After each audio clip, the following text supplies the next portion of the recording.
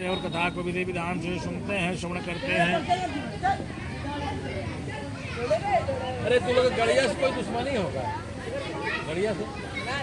मद्र देश के अश्वपति नाम के राजा परम ज्ञानी राजा थे। धन वैभव से होने पर भी वे संतान के भाग बड़ी दुखी रहते थे। राजा ने पंडितों की सलाह से पुत्र प्राप्ति के लिए सावित्री देवी की आराधना की। कुछ समय तक आराधना करने के बाद सावित्री देवी प्रसन्न हुई और प्रसन्न होकर के साक्षात प्रकट हुई और कहे कि हे राजन, आपके भाग्य में पुत्र अर्थात संतान तो नहीं, परंतु मैं आपके यहाँ कन्या के रूप में स्वयं उत्पन्न हूँ। कुछ समय के बाद अश्वपति की पत्नी जो थी वह गर्भवती हुई और 9वें महीने में एक सुंदर कन्या रत्न को जन्म दिया, जिसका नाम सावित्री रखा गया। सावित्री शुक्ल पक्ष की चंद्रमा के समान वह बढ़ने लगी। कुछ समय के बाद वह दिखने में जब विवाह के लायक हुई तो अश्वपति को मन में आया कि अब बेटी का विवाह करना चाहिए।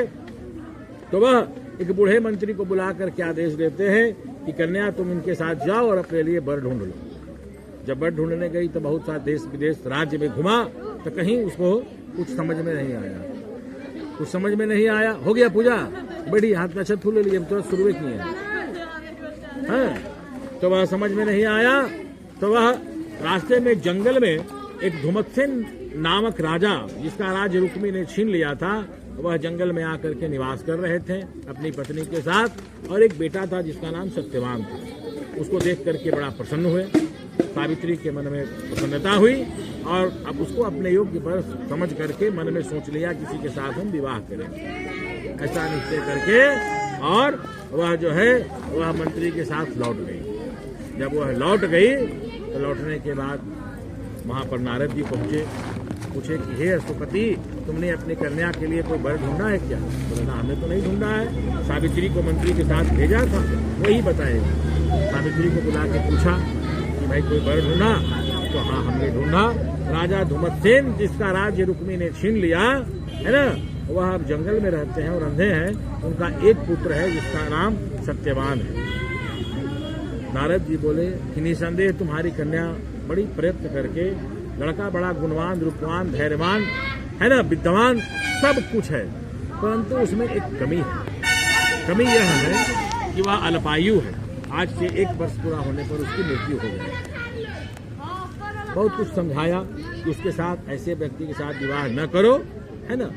सावित्री बोली कि नहीं, ब्राह्मण एक ही बार कोई वचन देते हैं, प्रतिज्ञा करते हैं, राजा भी एक ही बार आज्ञा देते हैं, कन्यादान भी एक ही बार की जाती है। पहले किसी भी काम को मन में विचार किया जाता है, फिर वाणी के द्वारा प्रकट किया जाता है। सब किसी के आम, किसी का पैसा, थरिये में सोच क्या कीजिएगा, ये लोग को आदत हो गया है। हाँ, लेकिन बदमाशी करता है ये लोग। लेके थोड़ा हो जाएगा आदमी, चढ़ाइए के चल जाता है ना। इतना हल्ला करता है, तुम लोग पूजा तो होने दो।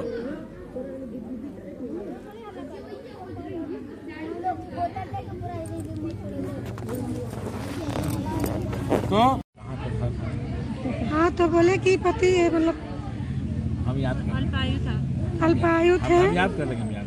हाँ, अल्पायु तो हम बोल देंगे। हाँ, लेकिन शादी भी एक बार होता है। हाँ, अब हम बोली ना, जहाँ हमारा पति है वही मेरे लिए बैकुंठ धाम है, वही मेरे लिए स्वर्ग है, वही मेरे लिए सब कुछ है। चाहे हमको जिंदा ले चलो, चाहे मार के ले चलो, लेकिन ले चलो। महाराज बोले वहाँ जिंदा कोई नहीं जाता है। लगा कि चलो थोड़ा लालच दे देते हैं। बोले एक काम करो, तुम एक वरदान मांगो। तो बोले ठीक है, वरदान देना है तो दीजिए कि मेरे सास ससुर अंधा है, बैठ जाइए। मेरे सास ससुर अंधा है, उनको दिखने लगे। तो बोले ठीक है, फिर नहीं माने। बोले एक वरदान और मांगो, चलते रही। फिर बोले एक वरदान और मांगो। तो बोले हमारा सास ससुर का राज जो रुक्मी ने छीन लिया है वह पुनः प्राप्त हो जाए। बोले चलो दिया, लेकिन अब लौट जाओ। बोले ना, लौटेंगे नहीं। बोले एक वरदान तुम और मांगो। बोले हमारे पिता के 100 पुत्र हो। बोले तथास्तु। फिर भी नहीं मांगा। 3 वरदान हो गया, ससुराल भी खुश, नैहर भी खुश, अब तो सिर्फ अपना बच रहा है।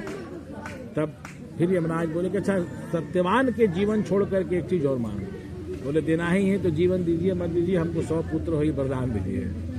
यमराज बोले ठीक। तो फंस गए, पति को ले जाएंगे तो 100 पुत्र होगा कैसे, है ना। इस कह करके यमराज उसको पास से मुक्त कर दिए। सावित्री वहां से आई, बड़ वृक्ष के नीचे जहां पर उसका मृत शरीर पड़ा था, उसमें जीवन का संचार हो गया। सत्यवान बोला हम बेहोश कैसे हो? बोला नहीं, ऐसा बात है। इस प्रकार से हुआ। फिर जाकर के राज्य धन सब मिल ही गया था। फिर राज्य में जाकर के सत्यवान सावित्री अपने सास ससुर माता पिता की सेवा पूजा करते हुए अंत में परम धाम स्वर्ग को प्राप्त हुआ। बोलिए श्री वृंदावन बिहारी। हाथ में जल और दक्षिणा ले लीजिए।